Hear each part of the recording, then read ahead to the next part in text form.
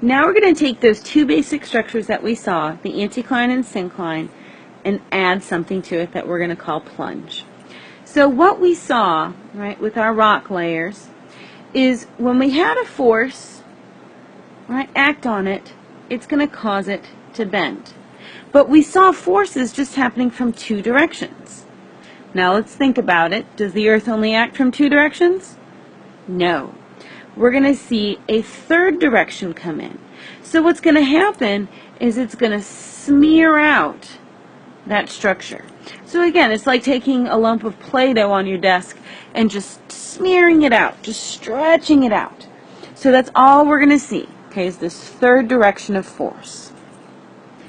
So let's take a look at the syncline and anticline and see what it looks like when it plunges. So the first one let's look at is a plunging syncline.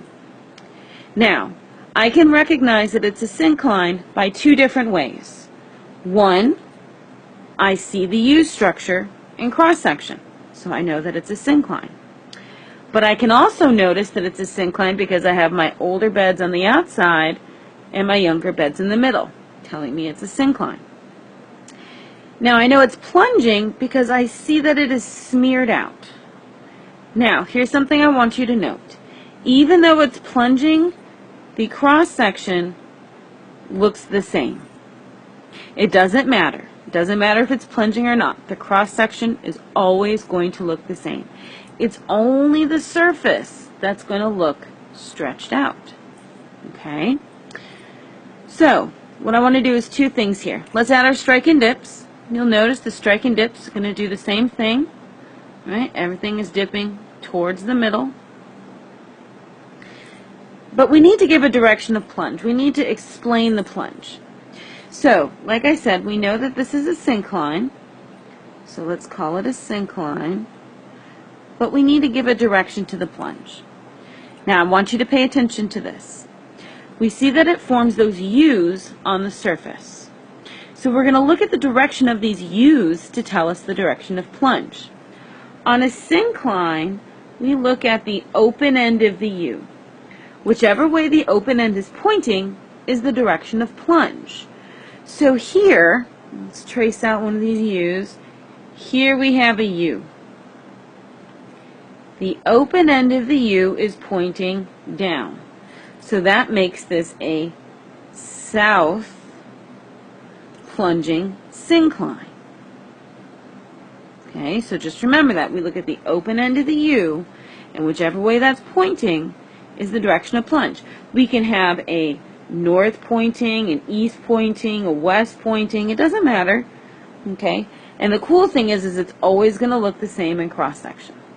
And I'm going to show you some more examples of these here in a few minutes because we're going to do a big cumulative whiteboard and looking at how we're going to draw these structures. Now, let's take a look at the plunging anticline. So here we have a plunging anticline. I know it's an anticline two ways. One, I see the frowny face in cross-section, but I also recognize that my older bed is in the middle and my younger beds are on the outside. So let's draw our strike and dips in here. All right, so it's going to be the same as everything else. It's pointing away from the fold axis, just like we've seen. But now let's give our direction of plunge. So you notice again, right, we're going to have our U on the surface. Now, because anticlines and synclines are opposite of each other, for an anticline we look at the closed end of the U. Whichever way the closed end is pointing tells us the direction of plunge. So let's look at one of the U's. Here's a U on the surface. I see that my closed end here is pointing up, so that makes this a north plunging anticline. So again, that U can point south, it can point east, it can point west, it doesn't matter. It's always going to look the same in cross-section. I just got to look and see which way that closed end is pointing to tell me the direction of plunge.